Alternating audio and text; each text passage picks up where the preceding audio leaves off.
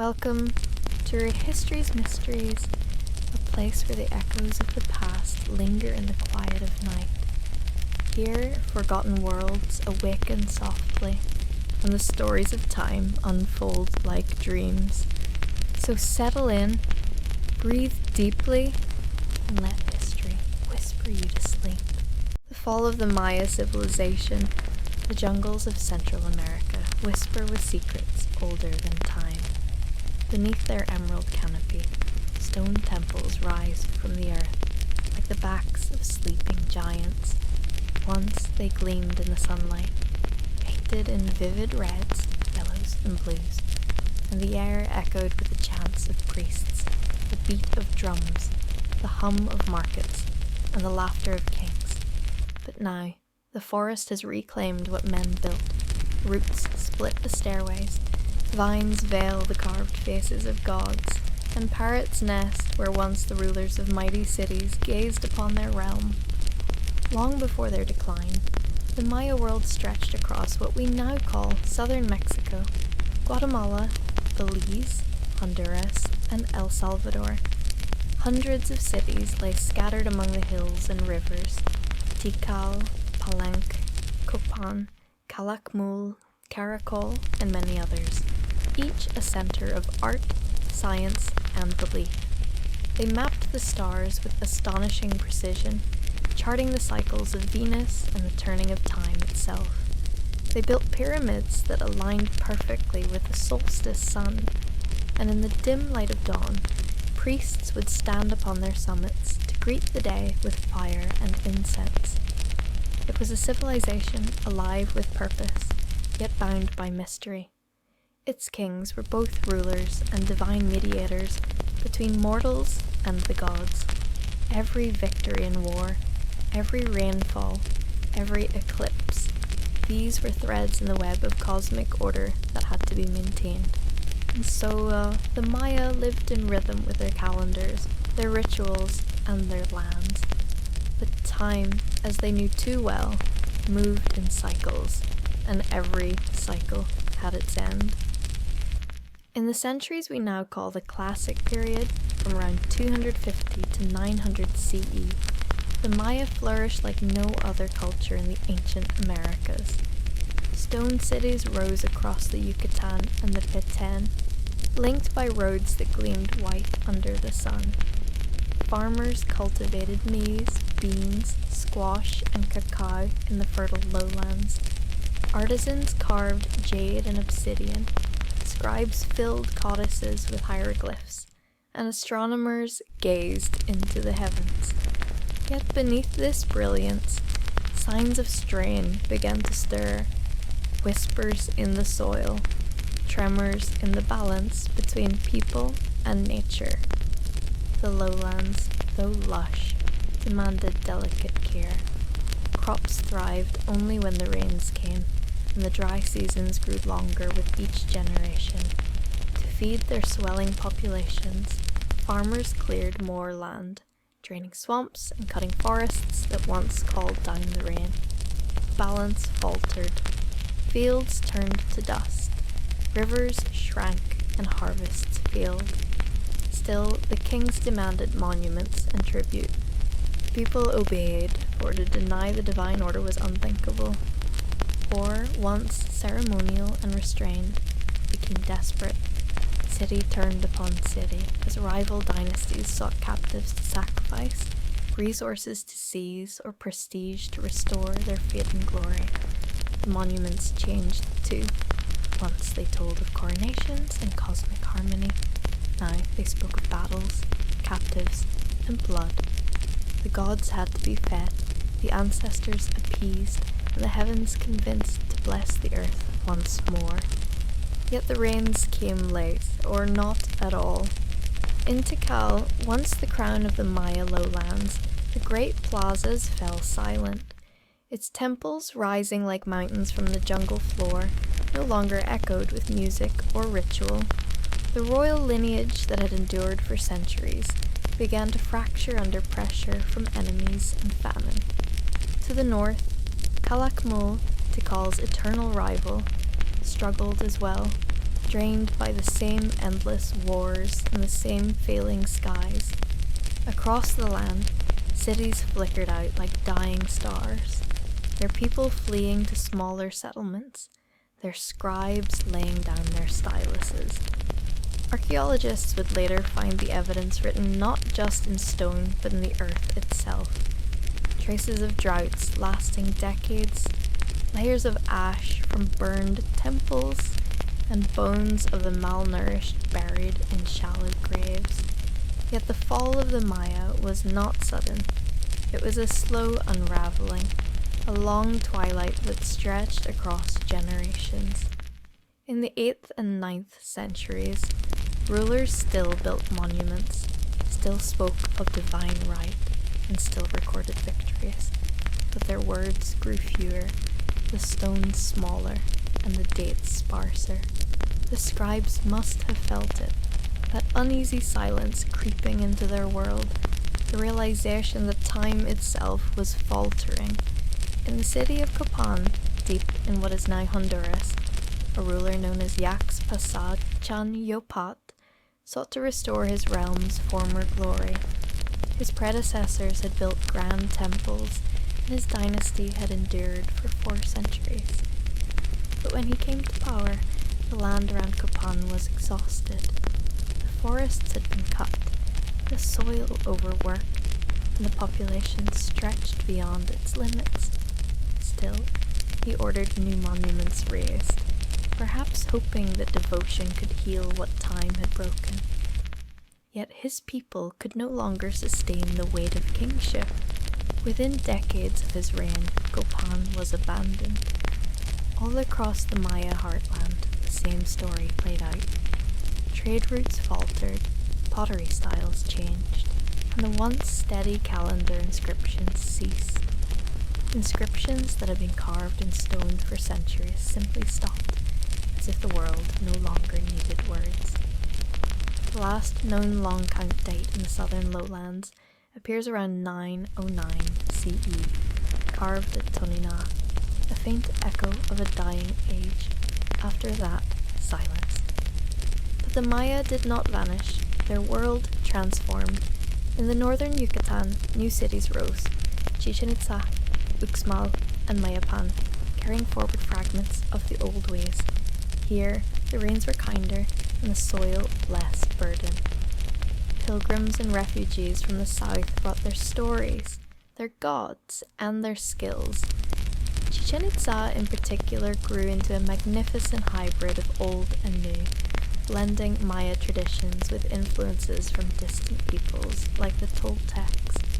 Its temple of Kukulkan, with its serpent shadow descending on the equinox, became a symbol of renewal, a sign that though the cycle had turned, life endured. Even so, the echoes of collapse lingered. The new order was fragile, its alliances uneasy, and as centuries passed, the same forces of rivalry and resource strain would return, weaving once more the pattern of rise and fall. If one could stand now among the ruins, at Tikal's towering temple, or beneath the carved lintels of Yachilan, one might feel that time itself has pooled here, waiting. The air hums with life, the jungle breathing through roots and leaves, reclaiming the stones. Howler monkeys call from the canopy, their voices like drums in the distance, and beneath them, the faces of gods stare from the shadows, weathered, eroded, yet still proud. Archaeologists walk carefully among the ruins, brushing away soil to reveal the outlines of palaces and courts. They find evidence of human brilliance and human frailty intertwined. A buried child wrapped in fine textiles beside a ruler's tomb. A painted vase depicting celestial deities. A glyph that records a festival marking the end of a Katun, a 20-year cycle. It is as if the people knew the end was near and sought to preserve a fragment of eternity before it faded. To the Maya, time was not linear but circular. They believed that creation itself was cyclical. that worlds were born and destroyed in endless succession. Perhaps as drought deepened and kingdoms fell, some saw it not as an end, but as a turning of the wheel. The gods, they may have thought, were resetting the world, preparing for renewal. In that belief lay both despair and hope. Despair for what was lost, hope for what might come again. And so, one by one, the cities were left to the jungle. Families migrated north or to the highlands, seeking water and safety. The great plazas filled with earth, the stucco walls crumbled, and the glyphs of kings vanished beneath moss. The sacred ball courts, once resonant with the rhythm of the game that mirrored the struggle of the gods, fell silent. The forests grew thick again, wrapping every stone in green. Centuries later, when Spanish explorers stumbled upon the remnants of these cities, they could not believe that such grandeur had been built by the ancestors of the people they saw living nearby. They imagined instead that some lost race had created them, a vanished people swallowed by the earth. But the Maya had not disappeared. Their descendants still tilled the fields, still spoke the same language, and still carried the memory of the old gods, Itzamna, Kukulkan, Ixchel, and others, though their names were whispered now, not proclaimed from temple steps. The true mystery of the fall lies not in why the Maya vanished, but in how they endured. For their culture, though fractured, survived conquest, drought, war, and time. Even today, Maya communities across Central America keep alive the rhythms of planting and harvest, the ceremonies of fire and water, and the language of the stars. They are the living continuation of an ancient story, a civilization that never truly died but changed form, following the greed cycle once more. As you drift through the forest of memory, you can almost hear them, the steady beat of drums, the murmur of prayer, and the crackle of torches at dusk. The temples may be overgrown, but the spirit remains. The Maya world still breathes, hidden within the jungle's heart, waiting for the listener to remember. The jungle never forgets. Beneath its surface, beneath the soil and vines, the bones of empires lie dreaming. The Maya world, once alive with light and sound, had fallen into silence, but not oblivion. The air itself still holds the memory of smoke and incense, of prayers whispered into the dawn, of footsteps climbing temple stairs to greet the rising sun. It is said that even now, when the wind moves just right, the past stirs. After the great abandonment of the southern cities, the Maya world shifted northward. Chichen Itza rose like a beacon amid the plains of Yucatan. Its architects carved temples in the shapes of serpents and stars, and its priests watched the skies as their ancestors had done for centuries. They built the great pyramid of Kukulkan so that on the equinox, the shadow of a serpent would glide down its steps, an illusion of stone and sunlight, yet more than a trick. It was a message, a reminder that the old gods still watched, and that balance between heaven and earth could still be found. But even here, greatness was fleeting. The alliances that bound the new cities began to fracture. Chichen Itza, Mayapan, and Uxmal struggled for power, their rivalries mirroring the old patterns of the south. As droughts returned and trade faltered, the same forces that once shattered Tikal and Copan returned in new forms. By the 13th century, Mayapan itself had fallen into chaos, its walls torn down by rebellion and fire. The cycle had turned again. Still, the Maya people endured. Across the highlands of Guatemala, they built new towns amid mountains and lakes. In the misty heights of the Sierra Madre, the Quiche, Cochiquel, and Mam kingdoms rose. They carried forward fragments of the old culture, rituals, hieroglyphs, calendars, and the sacred count of days. Priests still tended to the fire altars, still read the stars, and still marked the passage of time with offerings of maize and copal. The world had changed, but its heart continued to beat.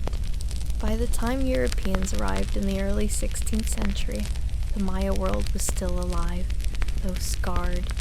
The Spanish encountered cities still ruled by kings, temples still gleaming under the sun. Yet what they saw as primitive was, in truth, the remnant of a civilization thousands of years in the making. When Hernán Cortés crossed the Yucatan in 1519, he passed through towns where Maya scribes still wrote on bark paper books, and where the memory of the great lowland cities lingered like smoke over distant hills. But the invaders brought fire and iron. The Spanish conquest was not a single war, but a slow crushing of worlds. Disease came first. Smallpox, measles, and fevers that swept through the valleys and coasts, killing without mercy. Then came the soldiers, the missionaries, and the forced conversions. The temples were burned, idols shattered, and codices destroyed. Of the hundreds of books written by Maya scribes, only a handful survived, rescued by chance from the flames. In their absence, silence deepened. Yet even conquest could not extinguish the spirit of the Maya.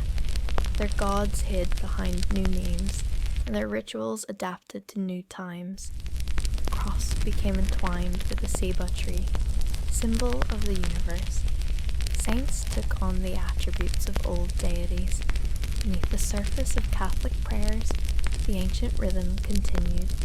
In secret, elders whispered the old words, keeping alive the count of days that measured the flow of existence. The Popol Vuh, the sacred book of creation, was preserved through memory and courage, a mythic bridge across centuries of suppression. The land itself remained their greatest temple. The mountains, rivers, and caves were alive with meaning. To enter a cave was to step into the mouth of the underworld, to walk the path of Xibalba, where the lords of death ruled. To climb a pyramid or a hill was to approach the heavens. Every act, planting maize, lighting a fire, watching Venus rise, was a conversation with the cosmos. This way of seeing the world never truly faded. It only changed its shape. Modern science would one day unearth the evidence of what happened in those final centuries of decline. Deep in the mud of ancient lakes, scientists found thin layers of dust, ash, and pollen that told the story of drought. The patterns showed years when rain nearly vanished, when crops withered, and when rivers turned to mud. The Maya had survived droughts before, but these were longer, harsher, and more relentless. For decades, the sky withheld its gift. With every failed harvest, with every dried reservoir, faith in the divine order began to falter. Archaeologists digging through collapsed palaces found other clues: hastily built walls, arrowheads embedded in stone, and burned temples. These spoke of civil war, rebellion, and desperation. The people, burdened by tribute and hunger, may have turned against their kings. Some monuments were deliberately defaced, their carvings hacked away, their royal faces erased. Power itself had become hollow, unable to command loyalty or trust. When the rains finally returned, it was too late. The cities were already ghosts. And yet, there is something haunting in the precision of their downfall. The Maya tracked the heavens with unmatched accuracy. They knew when the planets turned, when the sun reached its zenith, and when cycles ended and began anew. Some have wondered, did they foresee their own decline? Did they mark it on their calendars, not as a catastrophe, but as a transition, as the turning of the great wheel? The long count, which measured vast spans of time, might not have been meant to predict apocalypse, but renewal. Perhaps, in their way, the Maya accepted what was coming. As centuries passed, nature wove itself back into their cities. Trees grew from rooftops, jaguars prowled through courtyards, and the sound of waterfalls replaced the cries of priests. The jungle became both guardian and gravekeeper, sealing away the evidence of a world once vibrant. For nearly 1,000 years, these ruins slept.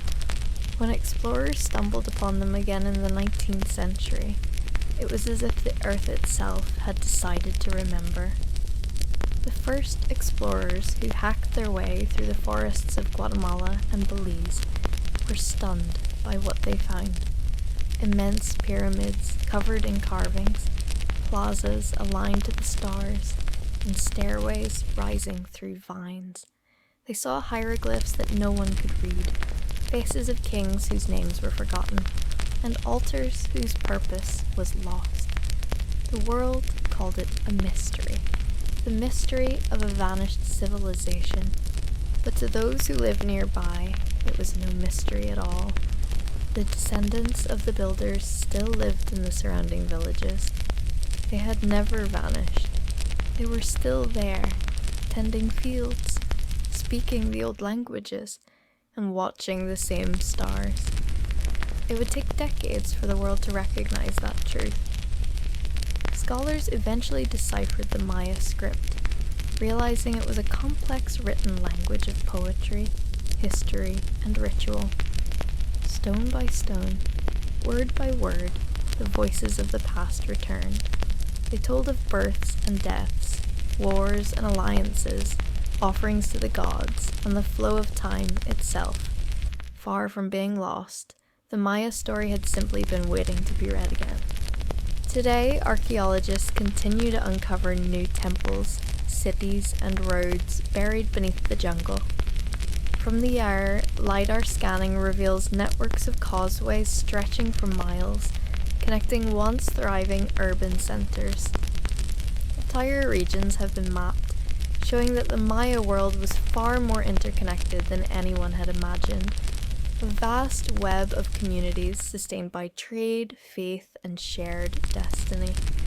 It was not a single kingdom, but a living constellation of peoples, bound together by culture and belief. The fall of their cities was not the end. It was one of many transformations in a story still unfolding. Even now, millions of Maya people live across Central America, speaking dozens of distinct languages, each descended from the words carved in stone 1,000 years ago. They weave the same patterns in their textiles, celebrate the same festivals tied to the agricultural calendar, and keep alive the sacred fire. In them, the past breathes. When night falls over the ruins of Tikal, the forest hums with life. The sky above is clear and full of stars, the same stars their astronomers once charted, the same constellations that guided their farmers and kings. The great pyramids rise dark against the horizon, their forms softened by moonlight. Somewhere, a jaguar roars. It is easy to imagine the sound as the echo of an ancient drum, the heartbeat of the world that once was. The Maya believed the universe was born from silence and darkness, that the gods shaped mankind from these, the sacred sustenance of life. To them, death was not an ending, but a return, a step in the eternal cycle. Perhaps, as their cities fell and the jungles grew over their temples, they understood what was happening more deeply than we ever could. They were returning to the earth, to the balance they had long sought to maintain. Every stone left standing tells a fragment of that understanding, each glyph carved into limestone, each mask of jade, and each offering buried in a temple floor speaks of a people who lived with an awareness of their place in the cosmos. The fall of their cities, tragic as it seems, may have been but one phase of the cycle, a necessary silence after centuries of brilliance. Now, as you imagine walking through those ruins in the stillness of dusk, the air heavy with the scent of rain and soil, the trees glowing faintly in the last light, you can feel how close the past remains. A breeze moves through the corridors, whispering across the stone. The jungle does not conceal, it preserves. The Maya are not gone. They are everywhere, in the rhythm of the rain, in the turning of the seasons, and in the language that still names the stars. Time, they said, is alive. It breathes, it feeds, and it begins again. And so it has. The cycle turns, and the world remembers. The world at the bottom of the globe has always been a mystery. Even now, as satellites sweep its white expanse and research stations hum through the endless cold, something about Antarctica feels older than time. Long before its name was carved into maps, it existed only as rumour, the unknown southern land. Mariners believed that for the world to balance, there must be another continent far to the south, mirroring the great lands of the north. They did not know that beneath the ice, the balance they sought had already been broken once, long ago. Terra Australis Incognita. It begins with a map. In 1513, the Ottoman Admiral Piri Reis sketched a chart of the world. He claimed to have compiled it from ancient sources. Some Greek, some Phoenician, some perhaps older still. When modern historians examined it, they found something impossible. The lower edge of his map showed the coast of Antarctica, not as it appears today, frozen and buried beneath miles of ice, but as it would have been thousands of years earlier, ice-free and detailed in a way no sailor of the 1500s could have known. Mountains and inlets match the contour of Queen Maud Land, as revealed only centuries later by seismic surveys. How could a 16th century admiral have known the shape of a continent lost under 2 miles of ice? Some scholars waved the mystery aside as coincidence, yet others whispered that the Piri Reis map was a memory of a forgotten world. In the early 1800s, explorers such as James Cook and Fabian von Bellingshausen circled the southern seas. Their journals spoke of endless pack ice, of days when the horizon itself froze into glass, yet among their notes lay an unease. Cook wrote of earth-coloured snow, as though volcanic dust or ancient soil had bled upward through the weakness. In a few places his men found rounded stones, smoothed by water, on beaches where no river ran. It was as if Antarctica remembered rivers it no longer had. By 1911, when Amundsen reached the South Pole and planted the flag of Norway, the world congratulated itself on having conquered the last great wilderness. But a few of the scientists who followed him south began to sense that the continent's silence was not emptiness, it was concealment. Fossils of ferns and tree trunks emerged from the exposed rock of the transantarctic mountains, proof that this frozen place had once been green. Later, in the 1970s, drilling cores would reveal pollen from broad-leafed forests dated to 40 million years ago. Yet between the lines of those reports was another question. Had the warmth lasted even longer than scientists dared to admit?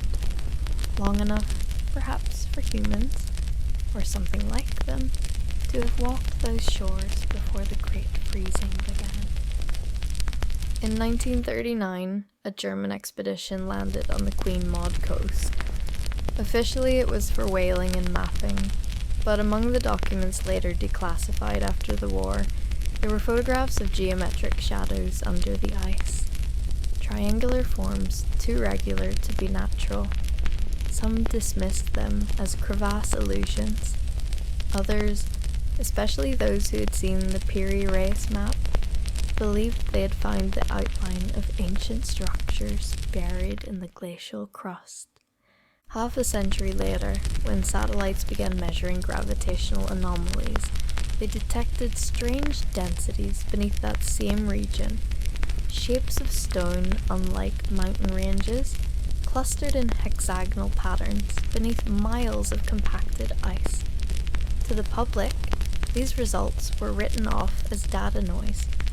Yet a few researchers quietly passed the coordinates from one generation to another. The secret that linked them was a name found in an Egyptian fragment. The Nasura Tables, a set of broken inscriptions describing a land south of all lands where the gods had once hidden their halls.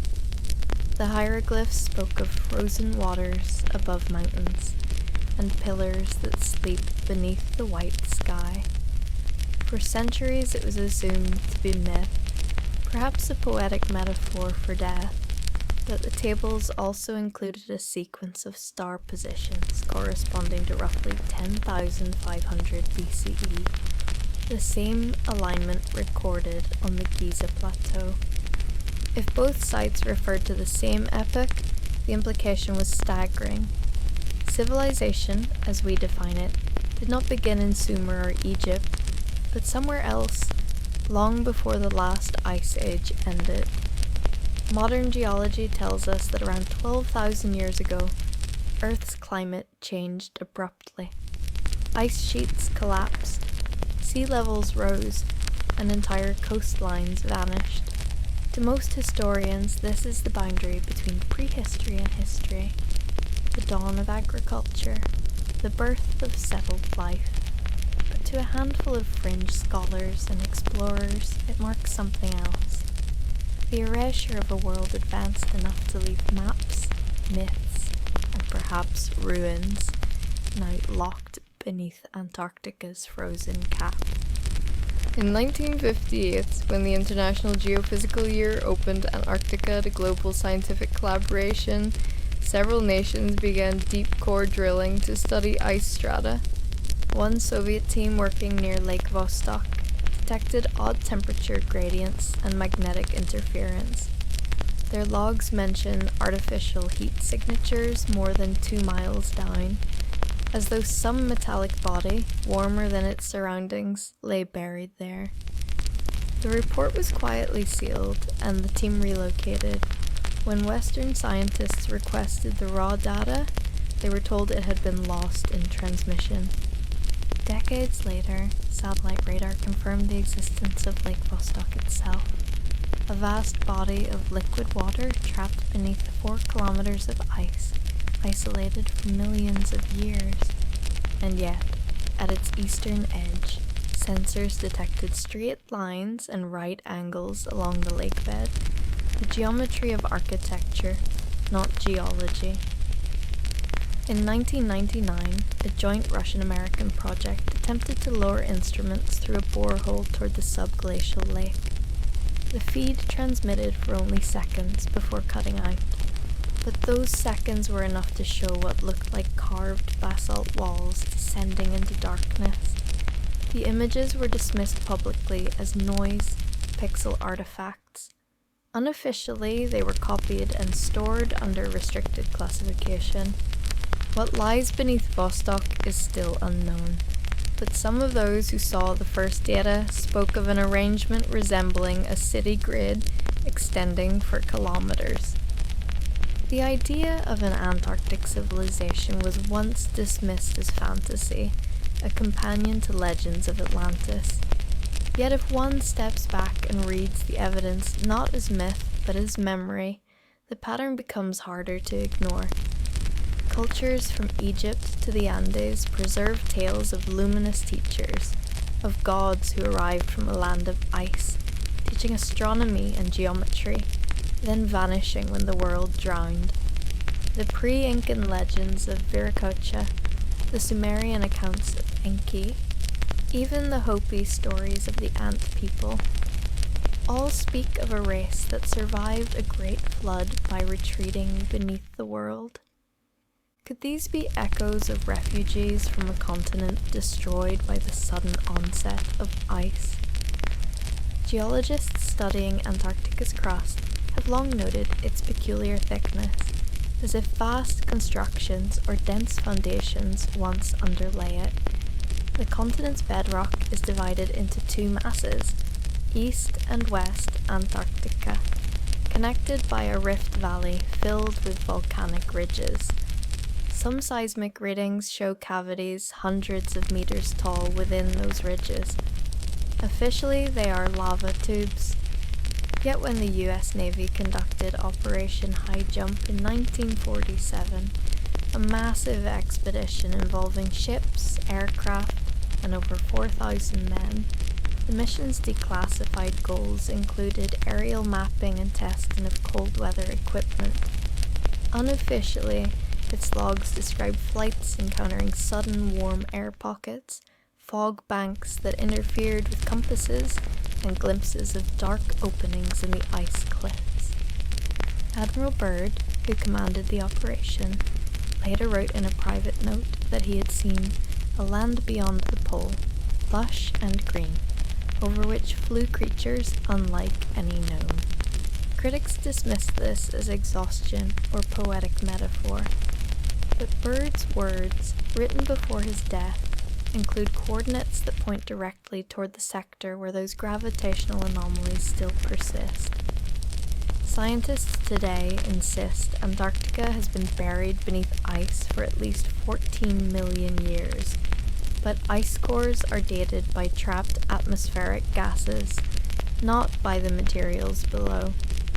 If a rapid crustal shift displaced an earlier temperate region southward, a theory proposed by Charles Hapgood in the 1950s and once endorsed by Einstein himself, then the civilization that mapped its coastlines could indeed have existed within human memory, later frozen in place when the continent slid into polar latitudes. Einstein's marginal note to Hapgood reads, "I find your idea fascinating, and it could explain much that otherwise appears impossible." To many, it remains just that. Impossible. Yet explorers who have stood on the ice know that Antarctica defies ordinary time. In the silence between katabatic winds, there are moments when the air itself seems to hum, as if resonating with something buried deep below. Late in the austral summer of 2016, a Chilean research outpost detected low-frequency vibrations that repeated every 19 hours. Seismographs traced them to a point beneath the Wilkesland anomaly, a region already known for its magnetic irregularities. The waves pulsed like a mechanical rhythm, not a natural tremor. When the recordings were analysed, the pattern matched the mathematical ratio of 3 to 2 to 1, a harmonic sequence often used in ancient architecture. The following year, satellite imagery of that same zone showed a circular depression nearly 400 kilometers wide, partially obscured by snowdrifts.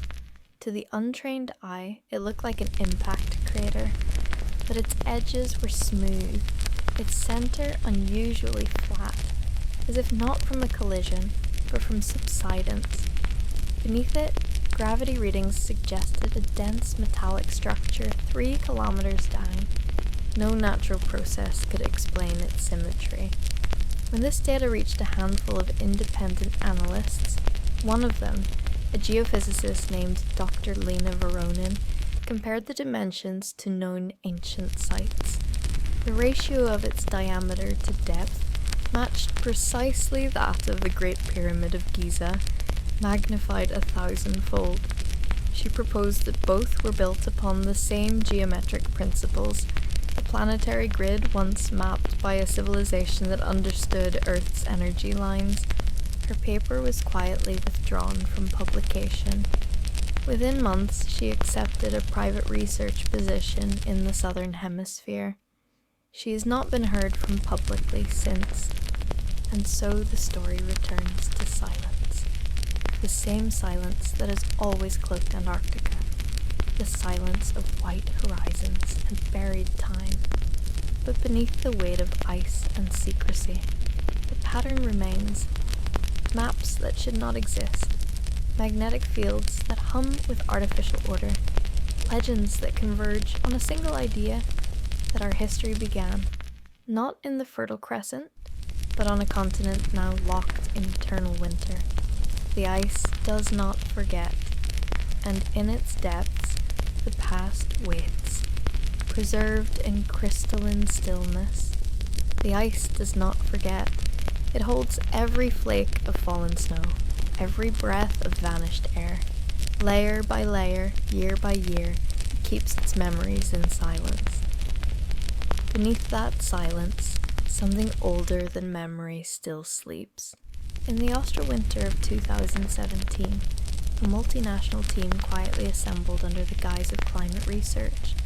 Their true purpose was buried within encrypted funding documents. Subglacial structure survey, Wilkes Land Sector. The team's base sat on a plateau of compressed snow, its prefab walls groaning in the wind. There were 12 of them, geophysicists, engineers, linguists, and one historian whose name appears nowhere in the official record. They were told they would be drilling to sample ice composition. They were not told what the coordinates truly signified. The borehole descended through 3 kilometers of ice, a smooth column of darkness lined with sensors. For days, the readings were normal. Pressure, temperature, mineral content. Then, one evening, the seismograph spiked. A pulse rippled upward from below, steady, rhythmic, like the heartbeat of stone. Instruments registered an energy surge, brief, faint, but organized. The historian, a quiet man named Avery Holt, noted in his field journal, "The pattern repeats in harmonic thirds. This is not seismic noise. It is intention." When the drill reached bedrock, the bit struck something smooth, metallic, hollow. For a long moment, no one spoke. The geologist on duty wiped frost from the monitor, staring at the reflection of an impossible surface. Polished, curved, neither rock nor ice. They withdrew the bit, lowered a fiber optic camera, and saw darkness giving way to geometry. Parallel grooves intersecting at perfect angles. A doorway. Orders came from the sponsoring agency to halt operations and await instructions. Instead, the team sealed the radio room and continued. Their final transmission, later leaked, contained 4 words before static consumed it. "We are inside now." No official recovery team ever reached that site. Weeks later, a satellite flyover recorded that the entire outpost had collapsed into a sinkhole more than 100 meters wide. The coordinates were declared unsafe for further drilling. Yet in 2019, a Swedish research drone skimming low across the region captured faint magnetic interference at the same location, an oscillating field still active beneath the snow. What the lost expedition found has never been verified, but fragments of their data cache, recovered from a secondary server in Christchurch, revealed a series of images. Corridors carved from black basalt, their walls inlaid with metallic filigree that glowed faintly blue. One frame showed symbols etched into stone, spirals, triangles, and a form resembling an eye enclosed within concentric circles. Holt's notes attached to the file read simply, "Same sequence as Göbekli Tepe, mirrored." If true, it meant that the oldest known temple on Earth shared an inscription pattern with something buried beneath Antarctica.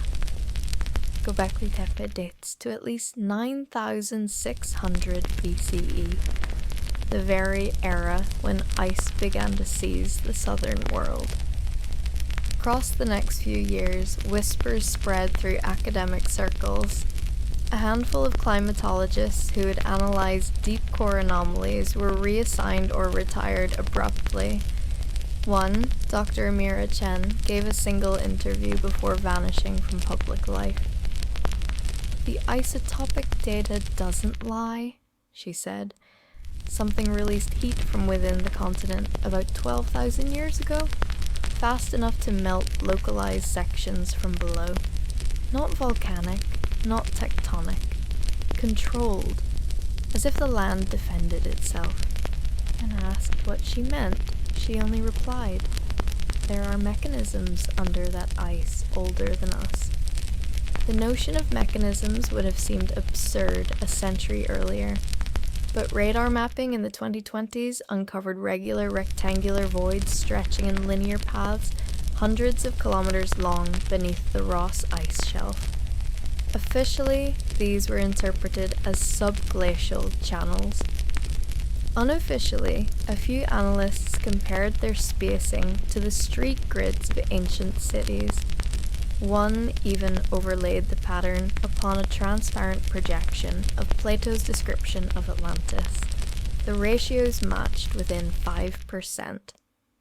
The legend of Atlantis had always pointed west, toward the Atlantic, yet Plato's original Greek text never specifies an ocean, only beyond the Pillars of Heracles, southward where ice and fire meet scholars. Later assumed this meant the Strait of Gibraltar, but some linguists now argue that beyond the pillars could refer to the southern pillars of the world, the limits of navigation, the edge of the known sea. Perhaps he meant the Antarctic. In 2024, during an unprecedented heatwave, a section of the Thwaites Glacier calved, exposing dark stone beneath. Satellite photographs showed angular formations protruding through the ice, rectilinear, tiered, distinctly architectural. Within days, the imagery was scrubbed from public databases, replaced by lower resolution composites. But not before several researchers downloaded the originals. One geologist described the formations as step pyramid fragments the size of city blocks. Another noted an unmistakable feature, a colossal archway oriented toward true north. True north, not magnetic. Whoever built it had understood planetary geometry long before compasses existed. The story might have ended there, folded into myth again, if not for what followed. As the glacier retreated further, a subglacial cave opened near the Weddell Sea. Inside, expedition drones recorded air temperatures far above freezing and a faint luminescent haze. When the footage was analysed, it revealed crystalline pillars rising from an obsidian floor, each carved with glyphs that pulsed faintly, almost like breathing. Spectral analysis suggested the light came from bioluminescent microorganisms, but the pattern of their glow repeated mathematical sequences found in human DNA. No one could explain how life had survived there, sealed off for millennia, yet perfectly adapted to emit coded light. Some speculated that these organisms were descendants of surface species trapped during the sudden glaciation, evolving in isolation. Others whispered that they were engineered, biological recorders left behind by the civilization that vanished. The oldest myths on record, Sumerian, Mayan, Egyptian, all speak of beings who preserved knowledge through light and sound. Perhaps in this cave beneath Antarctica, that metaphor had always been literal. Holt's recovered journal pages end abruptly, but his final entry reads, "Language is vibration. If they stored it in living cells, it would last forever. After 2025, multiple governments restricted civilian flights over several Antarctic sectors. The official explanation cited environmental protection. Yet private satellite operators noticed new installations, rectangular facilities buried under white domes, their layouts aligned precisely along ley line coordinates identified by Hapgood decades earlier. Energy signatures from those sites corresponded to microwave transmissions, bouncing between stations in rhythmic bursts. Whatever was being studied, it was communicating with itself. As years passed, climate change exposed more of the continent's hidden past. Petrified forests emerged from melting ice cliffs. Beneath them, scattered obsidian fragments shaped like tools. Carbon dating was impossible. The material was too old, its isotopes long decayed. But under electron microscopy, each shard revealed microscopic engravings, fine, spiraled grooves resembling a kind of data storage far beyond primitive carving. Scientists from the University of Melbourne compare them to optical discs, capable of encoding vast information in three-dimensional lattices. "We might be holding their library," one researcher whispered, "and we can't even read the cover." The deeper the ice retreated, the clearer the pattern became. Symmetrical terraces, parallel ridges, and in one case, a perfectly circular depression 2 kilometers across, its rim dotted with monoliths. The arrangement matched the lunar cycle when viewed from the sky. Whoever designed it had built the calendar you could see from orbit. In time, the debate shifted from if to who. Some believed these were the last survivors of an antediluvian culture that spanned the globe, a civilization destroyed by its own mastery over nature. Others proposed that what lay beneath the ice was not human at all, but something that preceded humanity, guiding its evolution through encoded myth. Yet the quiet consensus among those few who had seen the data firsthand was simpler, and perhaps more haunting, that our ancestors once knew this place, called it home, and lost it to a catastrophe they could neither prevent nor fully forget. When people settled again in warmer lands, they carried fragments of that memory, stories of floods and shining teachers, of stars that guided builders to recreate what had been lost. Egypt's pyramids, Tiwanaku's temples, the Nazca lines, even Stonehenge, each a faint echo of the geometry first perfected in the far south. The blueprint of civilization itself may have been Antarctic in origin. By 2035, an independent research collective named Project Eternum announced a startling discovery. Beneath the Ameri ice shelf, sonar readings revealed a vast dome structure composed of interlocking hexagonal plates. Each plate resonated when struck by seismic pulses, producing harmonic tones that modulated across frequencies similar to human speech. When the team transmitted simple sine waves back into the ice, the structure responded, altering its frequency as if in dialogue. Within hours, the collective's online data feed went dark. Official channels denied the experiment had ever occurred, but a backup of the transmission, circulated quietly among academics, captured the final exchange. The returning signal formed a pattern that, when converted into visual spectrum, revealed a single image, a spiral galaxy centered upon a triangle pointing upward, mirrored by another pointing down, the symbol of above and below. As above, so below, the oldest sign of balance. It was as if the ice itself had spoken, reminding us that what was lost still endures in reflection. Today, Antarctica remains closed to nearly all unsanctioned exploration. Researchers work under strict observation, their findings filtered before publication. Yet satellite anomalies continue to appear. Heat blooms where no volcanoes exist. Magnetic lines that pulse in sync with lunar cycles. Every decade, new theories emerge and fade, but the whispers persist.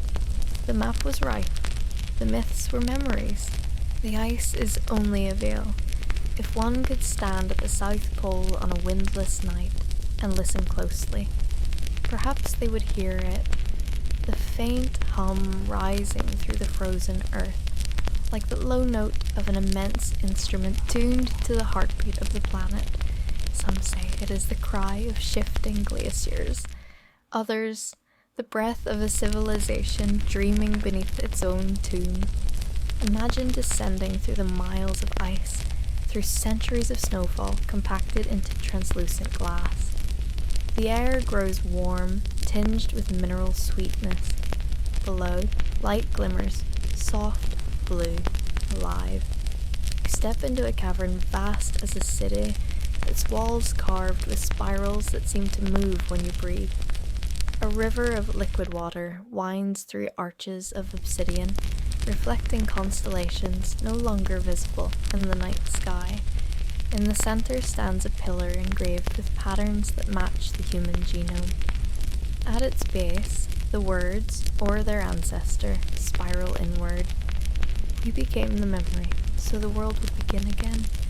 Perhaps that is the hidden truth of Antarctica. Not merely a lost civilization, but a seed vault of consciousness, preserved in ice until humanity was ready to remember. Every myth, every fragment, every inexplicable leap in knowledge may be echoes awakening as the planet warms and the veil thins.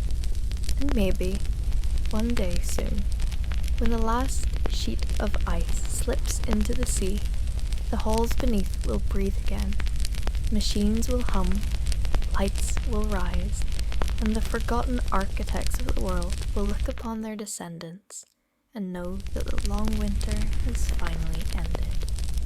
Until then, the continent sleeps, its mountains whispering beneath auroras, its lakes sealed in glass, its truths frozen between time and silence. The wind that circles it carries an ancient rhythm, the same measured pulse, felt by every explorer who has ever stood upon its threshold. The ice does not forget, it waits, and somewhere deep within that waiting, humanity is listening back. The vanishing of Atlantis, legend or memory? The sea is quiet tonight, a slow rhythmic hush rolls across the dark waters, the sound of a world that remembers what men have long forgotten. Beneath the endless surface of the Atlantic, where light fades into eternal twilight, lie the whispers of an island that once was, and perhaps still is, beneath the waves. They call it Atlantis, the lost realm of splendor and pride, a civilization swallowed whole by the wrath of the sea. The story begins, as so many do, with a voice from antiquity. Around 360 BCE, in the halls of Athens, the philosopher Plato told his students a tale recorded from an elder Egyptian priest, a story so ancient that even Egypt considered it old. In his dialogues Timaeus and Critias, Plato described a powerful island kingdom beyond the Pillars of Heracles, what we now call the Strait of Gibraltar. It was a land of wide plains and snow-tipped mountains, rich in gold, silver, and orichalcum, a metal that gleamed like fire. There, the mighty people had built temples that shone in the sun, harbors alive with ships, and palaces adorned with bronze and ivory. They called it Atlantis, named for Atlas, the titan who held the heavens. Plato said the Atlanteans were once noble, descendants of gods and men ruled by wisdom. Their capital was a marvel of geometry and grace, concentric rings of land and sea, guarded by bridges and gates. where fountains of warm and cold water flowed from the earth itself. Gardens flourished, statues rose in golden light, and the sound of music drifted through the night air.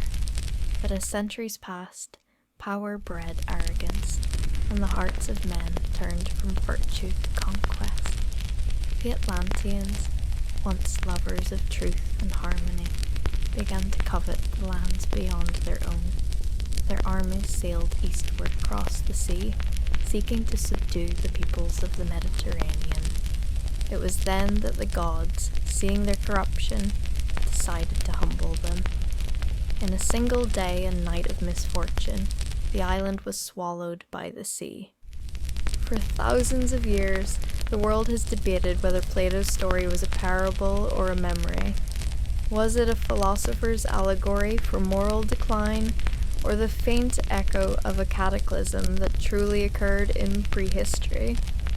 The answer drifts between myth and geology, between the philosopher's ink and the ocean's silence. Across centuries, countless explorers and scholars have searched for the lost realm. Some placed it near the Azores, where underwater plateaus hint at once sunken lands.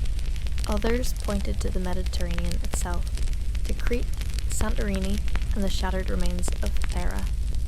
In 1600 BCE, the island of Thera exploded in a fury of fire and ash, its Minoan civilization buried beneath pumice and sea. Could this be the memory that seeded the legend? When the eruption tore through the Aegean, it destroyed fleets, blackened skies, and sent waves across the coasts of Greece and Egypt. For those who survived, it would have seemed as though the world itself had drowned. In this way, perhaps, memory became myth. Yet, some whisper that the story is older still. Long before the Greeks, ancient peoples spoke of floods and vanishing lands. The Sumerians told of Eridu, the first city destroyed by rising waters. The Hebrews remembered Noah. The Hindus spoke of Manu, the lone survivor of a great deluge. Even in the Americas, tales of sunken worlds persisted, from the Mayans' lost Aztlan to the Aztec homeland said to lie beyond the Western Sea. Could all these myths be threads of a single memory, carried through time like driftwood after a storm? The ocean floor, silent though it seems, bears scars of catastrophe. Sonar maps reveal mountain ranges drowned beneath miles of water and plateaus that once saw the sun. The mid-Atlantic ridge rises like a vast spine through the sea, stretching from the Arctic to the southern oceans. Along its length are peaks and valleys, some now buried beneath silt, some crowned by volcanic cones. Scientists call it tectonic movement. Poets call it the graveyard of lost worlds. Those who dream of Atlantis often imagine an age before recorded time, when humankind had risen to heights long forgotten. They picture gleaming towers, advanced ships, and knowledge of the stars far beyond the bronze tools of early Greece. Some say the Atlanteans understood the movement of the heavens, could harness the energy of the earth itself, and possessed machines that hummed with the power of crystal light. Others dismiss it as fantasy, a projection of modern wonder onto the blank canvas of myth. But even fantasy is born from memory, and memory, no matter how faint, is rarely without origin. Imagine it then, as it might have been. The sun rising over vast marble temples, the scent of salt and lotus drifting through the air. Waterways gleamed like mirrors between golden causeways. Children chased one another through colonnades where the shadows of gods were carved in stone. Farmers tended terraced fields above the sea. Fishermen cast nets woven from flax and silk. Priests watched the stars from the tops of obsidian towers, tracing the cycles of the heavens to mark the days of planting and storm. They knew the rhythm of the earth, the subtle trembling before disaster. Yet even they could not stop what came. For days, the ground beneath Atlantis had murmured, a low growl beneath the song of the waves. Springs turned hot, and the air grew heavy with the smell of sulfur. Then, one night, the earth split open. The mountains to the north glowed red with fire, and rivers of flame poured down toward the sea. Temples shuddered, statues fell, and ships were flung against their harbors. Thunder rolled across the heavens, not from the sky, but from the sea itself. Walls of water rose in the moonlight, taller than the tallest tower, and the island trembled as though some ancient hand had struck it. In that moment, Atlantis ceased to be a city and became a storm. When morning came, there was only ocean. Fishermen on distant shores spoke of a strange glow beneath the waves for many nights after. Some said it was the fires of the earth, still burning below. Others swore they heard music carried by the wind, notes of sorrow and beauty drifting from the deep. Even now, sailors crossing those waters tell of strange sounds on calm nights, as if the sea itself remembers the voices of a vanished people. But if Atlantis was real, where did its survivors go? Many legends claim they scattered across the world, bringing fragments of their wisdom to new lands. The Egyptians told of Thoth, the god of knowledge, who came from across the sea bearing scrolls of sacred science. The Mayans spoke of a white-bearded teacher named Kukulkan, who arrived from the east and built their temples. In ancient Sumer, a being called Oannes was said to have emerged from the Persian Gulf, teaching humanity the arts of civilization. Perhaps these were echoes of the same memory, a diaspora of knowledge from a sunken world. Archaeologists have long searched for proof. Tools, writings, architecture, but the ocean keeps its secrets well. Beneath miles of silt and coral, whatever remains of Atlantis sleeps beyond the reach of divers and time. Still, discoveries emerge now and then that ignite the imagination. Off the coast of Cuba, sonar scans in the early 2000s revealed vast geometric structures nearly 2,000 feet below the surface. Pyramids, avenues, and domes, all arranged with eerie precision. Scientists debate whether they are natural formations or ruins too ancient to name. Off Japan's Yonaguni coast, terraces and stairways rise from the seabed, carved into basalt like forgotten monuments. And near Bimini in the Bahamas, divers discovered long lines of stone blocks stretching into the blue. Are these coincidences or reminders? The question endures because it speaks to something deep in the human spirit, the sense that history is older than we remember, that beneath every civilization lies the bones of another. Perhaps Atlantis is not a place, but a symbol, the eternal cycle of rise and fall, creation and loss. Every empire imagines itself immortal, and every ocean waits.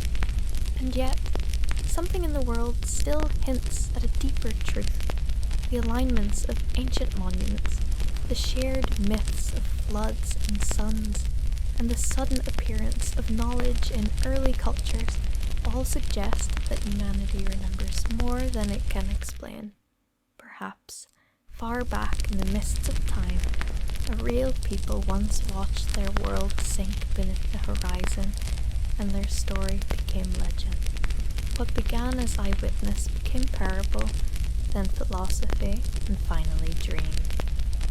Far from the Mediterranean, deep in the Atlantic, the currents whisper through canyons and over drowned plateaus. There, strange shapes loom in the darkness, stone pillars covered in coral, roads that lead nowhere.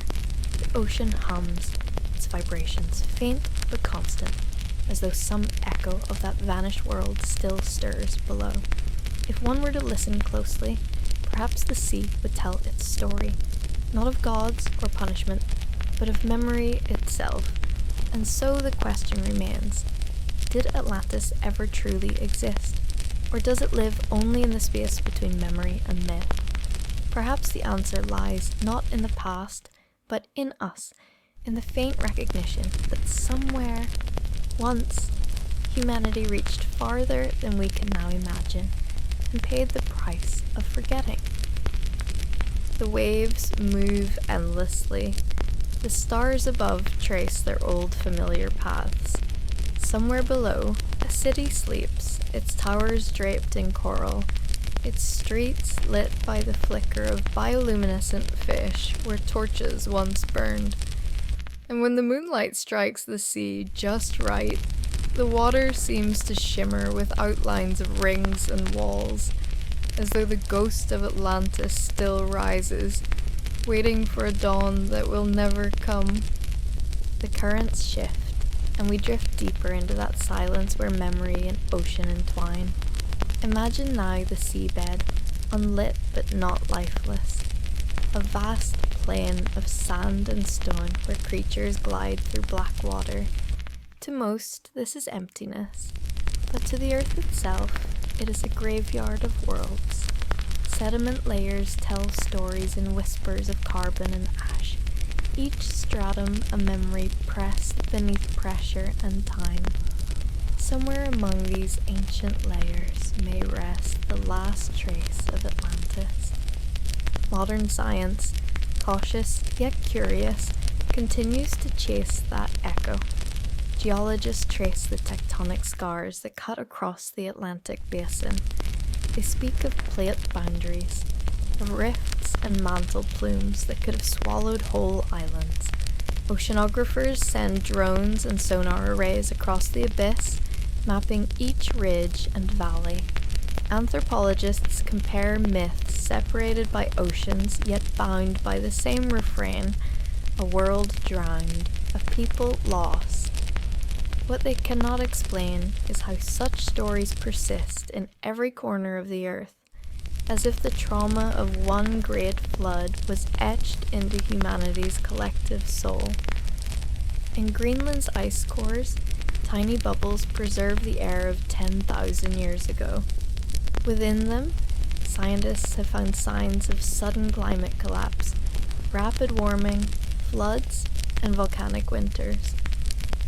Around 12,000 years before the Common Era, near the end of the last ice age, sea levels rose hundreds of feet as glaciers melted and the ocean reclaimed vast tracts of coastal land. Entire continents shifted shape.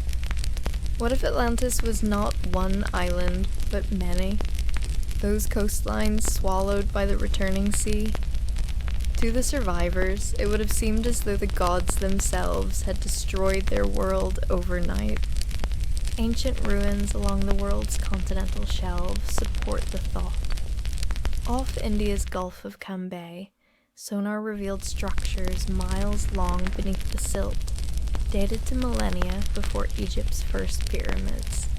In the Black Sea, explorers found evidence that the sea had once been a freshwater lake before breaking through its walls in a catastrophic flood, an event that may have inspired the story of Noah. Each discovery blurs the line between myth and memory, suggesting that humanity has lived through cataclysms it barely remembers. Yet beyond the science lies something subtler, the way the story endures in our dreams. Every age rediscovers Atlantis in its own image. For Renaissance scholars, it was the ideal republic, wise and pure. For mystics, it was a realm of lost magic and crystal power. For modern minds, it is an allegory for technological hubris, the warning that progress without wisdom leads to ruin. Plato's moral survives even if the island never did. Civilizations rise, shine, and vanish. The sea of time swallows them all. Still, hope persists that Atlantis was real, waiting in darkness. Expeditions have crossed the globe in search of its bones. In the 19th century, Ignatius Donnelly, a Minnesota congressman turned historian, published Atlantis, the Antediluvian World, arguing that all ancient cultures were descendants of that lost mother civilization. His words stirred the imagination of millions, igniting a century of quests. From the Azores to the Caribbean, from Morocco's coast to Antarctica's icy shelf, seekers have scoured maps and myths for a clue. Each generation uncovers something new, a shard, a ruin, a pattern, and though proof remains elusive, the legend grows stronger, not weaker. Why? Because Atlantis is not merely a place. It is an idea of perfection undone, a mirror held to every human age. It whispers that greatness always carries its own end, that pride calls forth the wave. In this way, whether it sank beneath volcanic fire or never existed at all, Atlantis endures as one of humanity's truest stories. Picture it now in its last moment. The ground heaves, the sea withdraws in eerie silence, revealing glistening sand and gasping fish where harbors once were. People flee toward the highlands, clutching their children, calling the names of gods who no longer answer. A sound builds, deep, immense, like the breath of the world, and the horizon rises into a wall of water. For an instant, the city gleams in the sun, towers of white marble and gold, reflecting light like mirrors of heaven. Then the wave falls. Silence. Centuries later, divers will swim above those same coordinates, unaware of what lies 1,000 fathoms below. The sand conceals streets once crowded with laughter, temples carved with constellations, and libraries filled with the knowledge of forgotten ages. Coral grows upon the lintels of doors that open to no air. In the stillness, a sea turtle drifts through a colonnade, brushing past inscriptions no eye will ever read again. And yet, even here, something remains. The pulse of history itself, faint but unbroken, perhaps in ways we cannot measure. Atlantis never vanished at all. Its knowledge, scattered like seeds, took root wherever survivors set foot. In the design of pyramids, in the myths of floods, and in the memory of stars mapped before telescopes, we see glimpses of its afterlife. Each civilization, in dreaming of its own origin, rediscovers that lost world within itself. The waves above shimmer once more, silver under the moon. To listen to them is to hear time breathing, to hear all that was and all that may come again. Atlantis may be legend, or it may be memory, but between the two lies truth enough to fill an ocean. The years passed, and the legend of the drowned world flowed onward through time like the tide itself, ebbing and returning in each new age. Empires rose, cities burned, and yet the story endured, whispering through the languages of priests, poets, and wanderers. Even as the marble temples of Greece crumbled and Rome's legions vanished into dust, the idea of Atlantis survived, as though some invisible thread kept its name from fading. In the monasteries of medieval Europe, monks copied Plato's dialogues by candlelight. Between the lines of Latin, they found not just philosophy, but mystery. What kind of place could have perished so utterly? What sin could call down such ruin? For them, Atlantis became a warning, a symbol of divine retribution, of paradise lost through pride. As centuries turned, the myth grew richer and darker, embroidered by storytellers who could not bear the thought of such a world simply disappearing. When the age of exploration dawned, the legend stirred again. Sailors crossing the Atlantic looked upon the endless horizon and thought of Plato's vanished land. Columbus himself, before setting sail for the Indies, wrote of a great island once swallowed by the ocean. His crew, staring into mist and foam, believed they might see the peaks of Atlantis rise from the deep. They never did, but the hope lingered. Every coral reef, every new shore seemed a possible remnant. In the Caribbean, stories blossomed anew.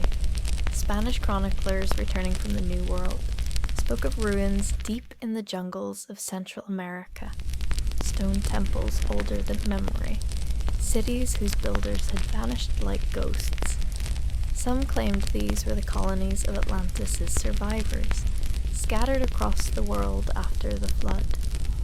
The Aztecs told them of Aztlan, the ancestral homeland across the sea. The Maya spoke of cities drowned beneath the waves. Even the Incas whispered that their first king came from the waters, bearing knowledge from a world long gone. To the native storytellers, these were not myths. They were memories. Their voices echoed something older than empire, older even than recorded time. The memory of a dawn when the earth shifted and the sea devoured its own. The Atlantic wind carries such whispers still. Fishermen in the Azores speak of strange lights beneath the waves. Off Madeira, sonar reveals terraces shaped like steps, as if the ocean had once lapped at palace walls. Along the Moroccan coast, ancient harbours lie far inland, where the sea once reached and then withdrew. The world itself seems to carry fragments of a forgotten geometry, scattered and rearranged like pieces of a shattered mirror. Yet, what makes Atlantis endure is not the stones or the sea. It is the dream of what it represents. The story of a people who reached beyond their limits and vanished, leaving only beauty behind. A reminder that civilization, no matter how radiant, always stands on the edge of the abyss. Imagine then that the ocean remembers. Picture the abyssal plain, vast and silent, where no light has touched for 12,000 years. The sand is as fine as dust. A slow current drifts, and something glimmers faintly beneath it. An arc of bronze, half buried, the carving of a bird whose eyes were once set with gems. It lies forgotten, the emblem of a kingdom erased. Around it, coral creeps like ivy across the remains of columns and courtyards. Anemones bloom where statues once stood.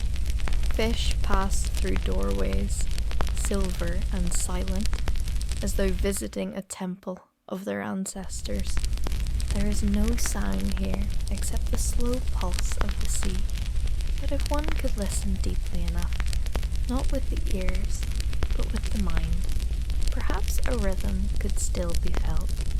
The faint echo of drums, the chant of priests, and the hum of a city breathing beneath the stars. The ocean has not forgotten. It never does. Scholars today continue to seek Atlantis, though in different ways. Some look not for a place, but for patterns.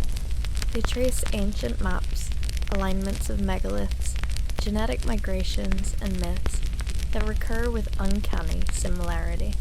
They find that human memory is older than writing, that tales of floods and vanished lands appear in every cradle of civilization. Could it be that our species itself remembers that deep within our collective mind lies a scar from a time when the world nearly ended? When the last ice age died, vast sheets of ice collapsed into the sea. The oceans rose, swallowing coasts where millions had lived. In a matter of centuries, whole continents changed shape. The Black Sea flooded, the Persian Gulf filled, the shores of India and Southeast Asia sank beneath the waves. It was, by every measure, a global Atlantis, For those who survived, the memory of that drowning would have burned itself into story and song. A story that became myth, a myth that became legend. Perhaps, then, Plato's tale was not invention, but inheritance. A memory passed down through millennia, reshaped by each culture that carried it. Egypt's priests remembered a kingdom that fell. Greece inherited the tale, and Plato, seeking meaning in the ruins of his own age, used it to warn of moral decay. In that way, the memory survived by changing its face, wearing new names and drifting like the tide from truth to metaphor and back again. Even now, as scientists scan the seafloor with satellites and submersibles, the myth breathes between the data. Patterns emerge, grids, ridges, shapes that defy pure chance. Some are dismissed as tricks of geology, others remain unexplained, but the allure is the same. The possibility that beneath the indifferent ocean lies proof that once, long ago, humankind was not alone in its infancy, that somewhere before the written word, a people had already built and lost a world. There is beauty in that idea. It reminds us that history is not a straight line, but a tide, rising, falling, and returning. The lost golden age, the sudden flood, the scattering of survivors. These are the rhythms of human memory. Atlantis may be gone, but its pattern repeats. We see it in the ruins of Babylon, in the fall of Rome, and in the cities reclaimed by jungle and sand. Every civilization writes its own Atlantis, and every sea waits to tell it again. And so the story becomes a mirror. When Plato wrote of the Atlanteans' pride, he was writing of Athens.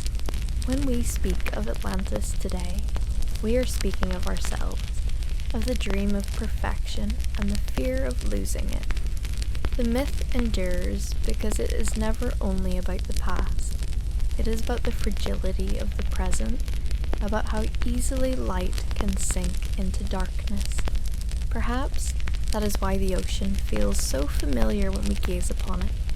Somewhere in its vast reflection, we see what was and what will be. The tide does not lie. It remembers all that falls into it. The ruins of Atlantis are not only stone, they are the echoes of every voice that ever believed itself beyond fate. But still, the mystery invites hope. What if the city sleeps, preserved beneath layers of silt, waiting for the world to remember it? What if, in the quietest hours of night, when the wind is still and the sea smooth as glass, the outline of its towers can still be seen, faint and fleeting beneath the moonlight? The Bermuda Triangle, myths of the deep. The sea stretches endlessly, its surface rippling with blue fire beneath a sinking sun. Between the coasts of Miami, Bermuda, and Puerto Rico lies a vast and restless expanse, an invisible triangle upon the map, but one that has stirred fear and fascination for centuries.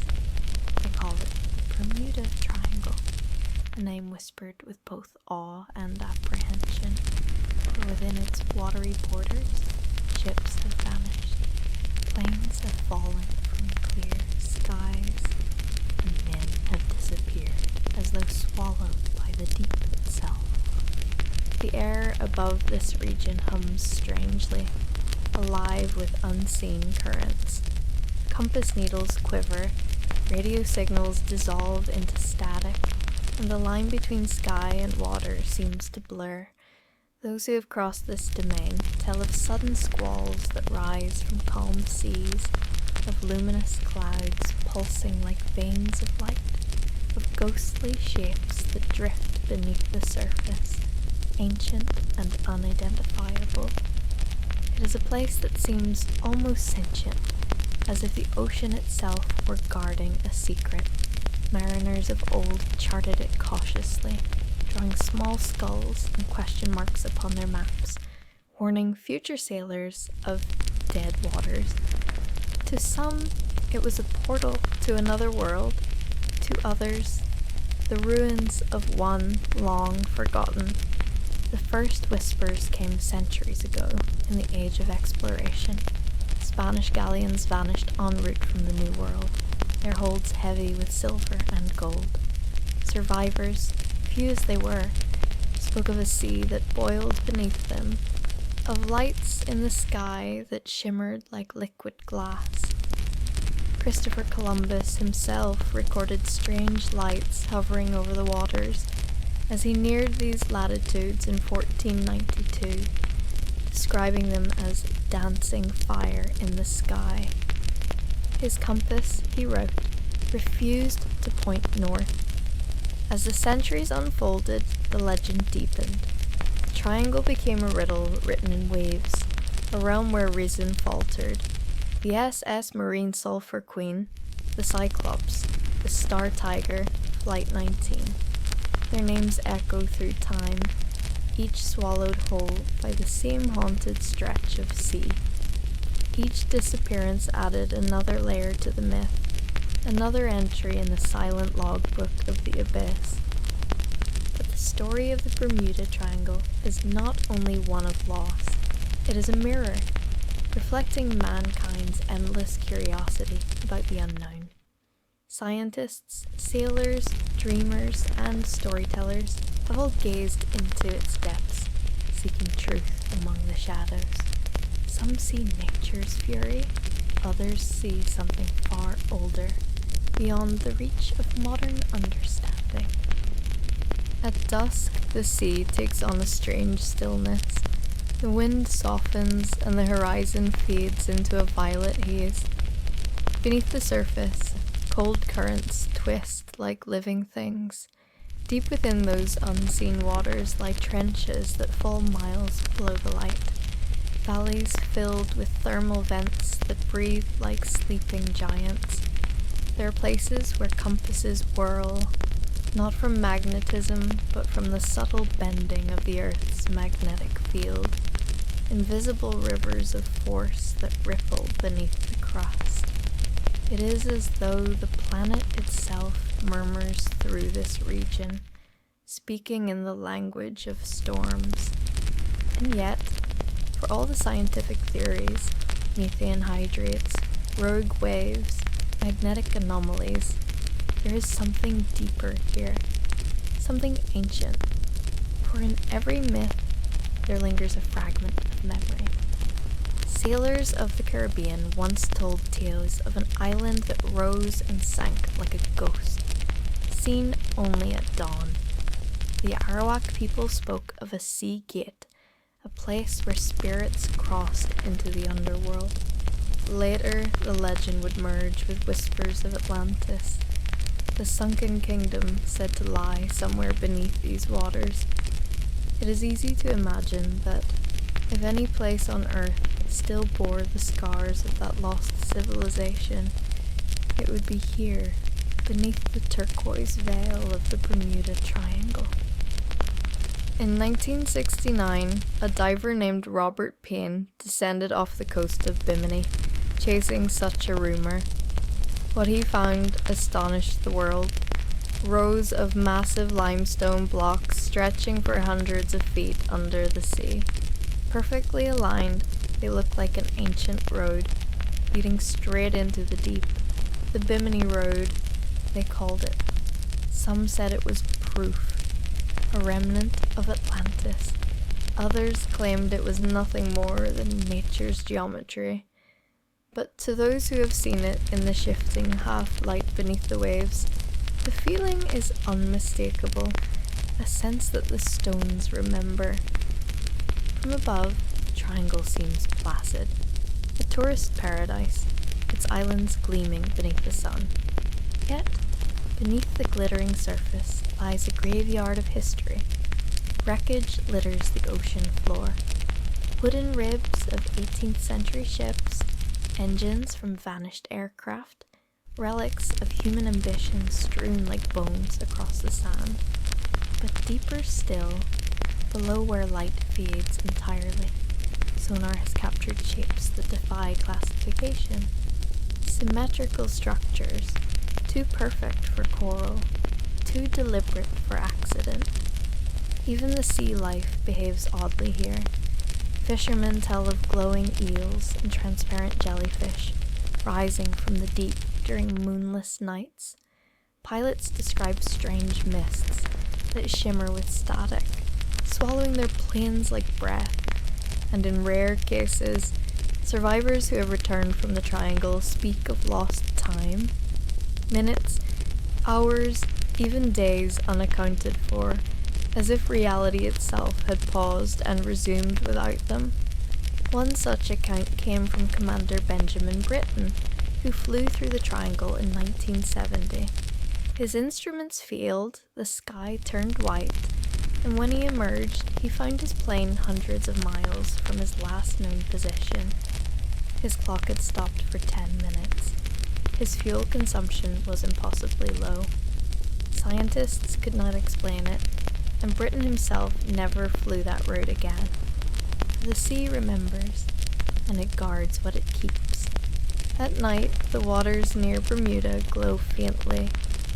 A natural bioluminescence, they say, born of plankton and tiny organisms stirred by the current. But when you gaze upon that glow from the deck of a ship, watching it trail like light spilled across ink, you can almost believe it is something more. A pulse, a heartbeat, a signal from the deep. There are old logbooks that speak of ships sailing into storms that never should have been there, of clouds that form in perfect hexagons, stretching across miles of ocean, each edge sharp as if cut by some celestial hand. Modern satellites have seen them too, immense patterns carved into the weather itself, forming and fading with no apparent cause. Could they be natural phenomena? Likely so, and yet one cannot shake the sense that something intelligent moves within them, not a creature of flesh and bone, but of energy and pattern as old as the planet itself. Some researchers believe that electromagnetic forces drawn from the crust of the Earth create vortices here, gateways where gravity bends ever so slightly, where the rules of distance and time blur at the edges. Perhaps the Triangle is not a place of death at all, but of passage. Imagine the ocean not as a surface, but as a fabric, rippling, stretching, folding upon itself. Beneath the right conditions, perhaps that fabric opens, not wide enough to swallow continents, but enough to let a ship, a plane, or a moment slip through, into another layer of the same world, unseen by the eyes of men. The idea may seem like fantasy, but every myth begins as an attempt to explain what reason cannot. Even now, ships chart these waters daily, carrying tourists, freight, and hope. Satellites watch from above, their sensors cutting through clouds and storms, and yet, every year, something new goes missing. Not always catastrophically, but quietly, unremarkably. A distress call half-formed, a radar echo that flickers and fades. The sea closes and the silence returns. In the stillness between waves, one might almost hear it. A low hum beneath the wind, as if the ocean were speaking to itself. Some divers say that in the depths off Bimini, if you listen closely, you can hear a deep, rhythmic sound, like distant thunder, when no storm exists above. Scientists call it the Bimini resonance, an unexplained vibration that seems to pulse from beneath the seafloor. It's faint, but unmistakable, as if something vast stirs in its sleep. Night falls swiftly over the Triangle. Stars vanish behind drifting clouds, and the horizon dissolves into black. The waves gleam with faint light, and the air carries the scent of rain and salt. Somewhere out there, in the endless blue, a storm is building. Not yet visible, but sense. A quiet warning in the pressure of the air. And beneath that calm, the deep begins to whisper. The storm begins without warning. First comes the static, a low vibration that prickles across the skin, rising through the hull of a ship like an unseen current. Then the clouds roll in, thick and fast, devouring the sky. The air smells of iron and electricity. Waves swell, not violently, but with an eerie rhythm, as if something beneath them is breathing in time with the wind. For centuries, sailors caught within such storms have reported the same uncanny silence before the tempest breaks, a stillness so complete it feels wrong. Birds vanish, engines falter, the compasses spin, and then, from nowhere, lightning begins to flicker across the horizon. Not jagged bolts, but curtains of pale blue light, rippling soundlessly across the heavens. It is in such moments that the line between the natural and the impossible blurs. In 1945, a squadron of Navy bombers known as Flight 19 disappeared while on a routine training mission over these waters. The pilots' voices, recorded in the last minutes of transmission, trembled with confusion. "We can't tell where we are," one said. "Everything looks strange, even the ocean." Their compasses failed, their bearings drifted, and the last words received were filled with quiet dread. "We can't be sure of any direction.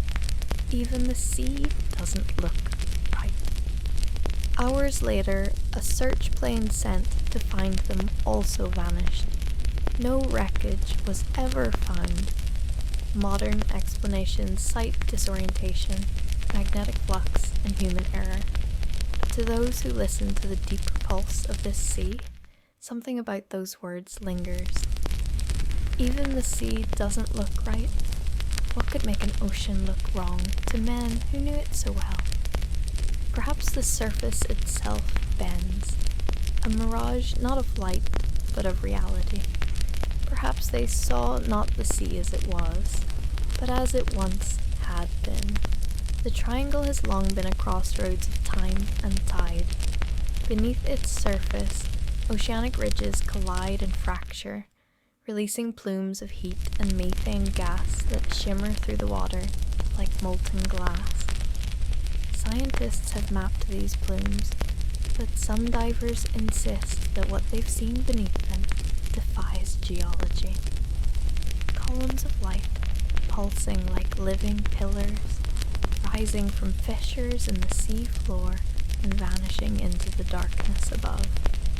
One diver, a man named Alejandro Cruz, claimed that while exploring near the Puerto Rican Trench, he encountered something extraordinary. His instruments malfunctioned at a depth of 3,000 feet. His watch stopped. The water grew warmer, shimmering with pale light, and for a brief instant, he said, he saw outlines of structures, towers of coral and stone carved into impossible symmetry. Then, in an instant, the light faded, and the sea returned to black. When Cruz surfaced, 3 hours had passed. To him, it felt like minutes.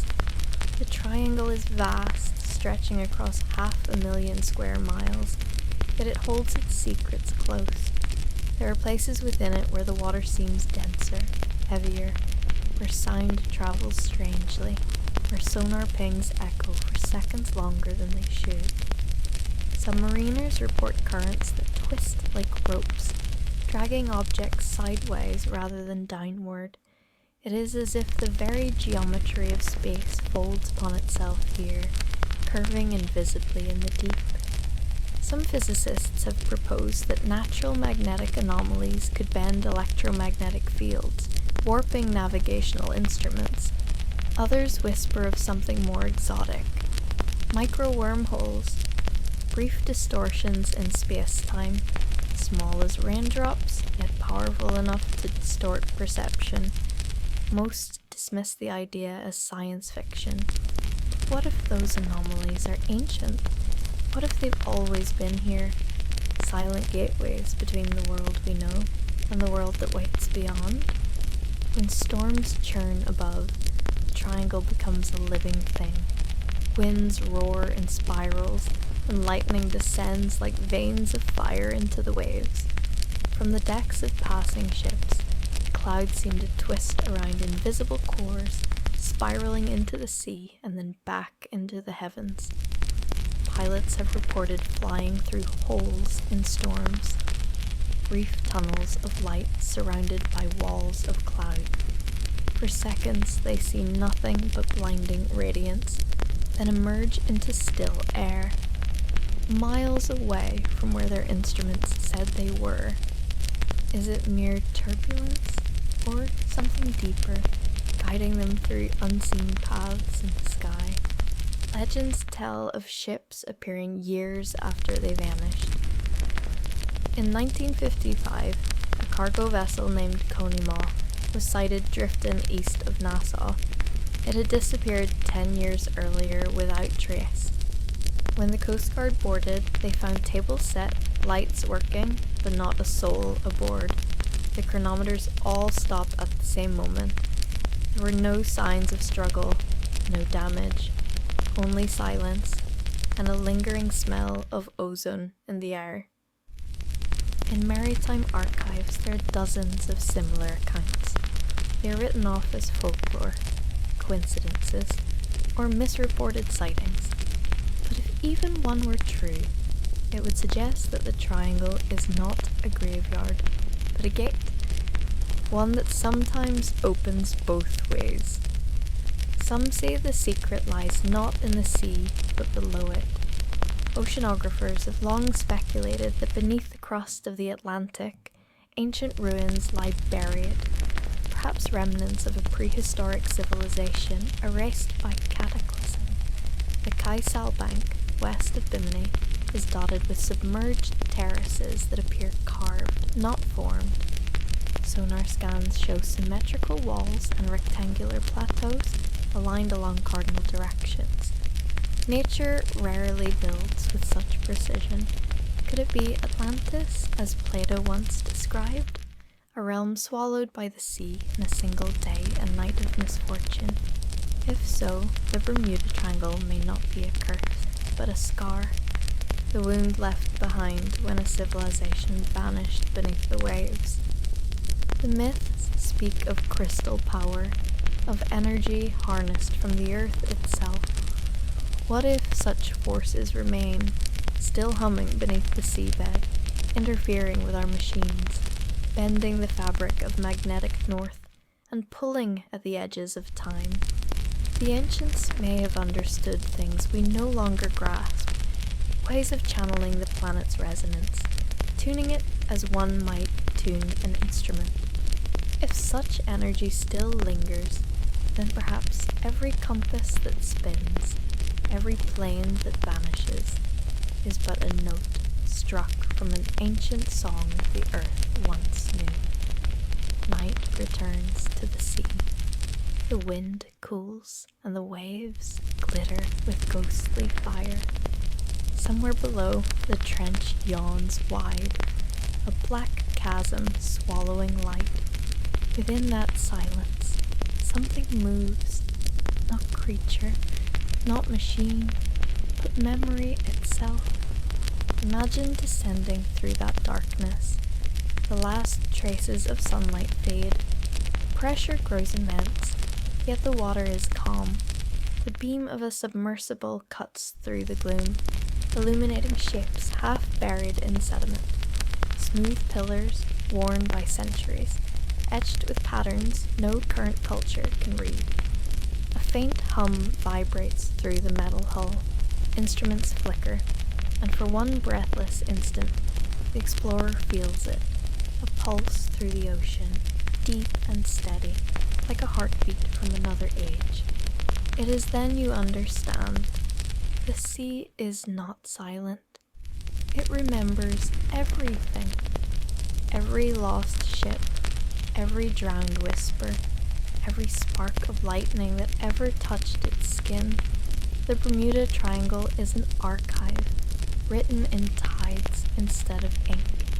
And above it all, the wind carries the stories we tell, stories of ghosts, of vanished fleets, of skies that open and seas that glow. Myths are born from terror, perhaps, but also from wonder, for there is something profoundly human in the urge to name the unknown, to give shape to mystery, even if that shape is fear. The truth, perhaps, is simpler and more profound. The Bermuda Triangle is not a single place, but a symbol of all that remains unexplained, a mirror reflecting both nature's power and our own limits. Storms, magnetic fields, methane eruptions. These are the bones of the mystery, but the soul of it lies in what we feel when we stare into that horizon: awe, reverence, and a whisper of something beyond comprehension. Still, there are those who will not rest until they know. Every year, expeditions dive deeper, fly farther, and scan wider, and sometimes they bring back more questions than answers. Instruments record anomalies that vanish upon replay. GPS logs show the craft jumping impossible distances. Deep-sea microphones capture low rhythmic tones echoing from miles below, too structured to be random, too faint to trace. In 2022, a research drone sent to map the seabed off Andros Island vanished after reporting a sudden drop in temperature and pressure. When contact was re-established minutes later, it was 27 miles from its last known position, on a flat plain of sand. The data it recorded in those missing minutes was fragmented, filled with bursts of electromagnetic interference. But between the noise, there was a pattern, 3 pulses repeating at perfect intervals, like a beacon. The ocean, it seems, was speaking again. If one were to listen to the sea long enough, perhaps they would hear its story, not of curses or disappearances, but of memory. For even myths have purpose. They remind us that the world is not entirely known, that beyond the edges of certainty lies wonder, waiting like a current beneath calm waters. The Bermuda Triangle endures because it is both real and imagined. Real in its storms, its shifting magnetic lines, and its hidden trenches. Imagined in its ghosts, its time slips, and its lost cities. Yet between those two truths lies something deeper, the uncharted space where fact and faith converge. It is there, in that shimmer between science and myth, that the triangle truly lives. And so, the legend continues, whispered across harbors and flight decks, printed in logbooks, dreamt of by those who sail too far or fly too high. The sea keeps its secrets, but not out of malice. It keeps them because they're part of what makes it eternal. For if every mystery were solved, the ocean would lose its voice. The wind calms, the stars return, the storm drifts east, dissolving into distant thunder. The triangle sleeps again, vast, silent, unknowable, but somewhere below, in the unseen chambers of the deep, the lights still pulse faintly in the dark, tracing forgotten lines across the seabed. And if you listen closely, if you stand upon the deck of a ship beneath that moonlit sky, feeling the weight of the horizon pressing gently against your chest, you might hear it too, a hum, soft and endless, echoing up through the hull, a sound, not of danger, but of memory. The sea, alive and aware, remembering every story ever told within it. The myths of the deep are still unfolding,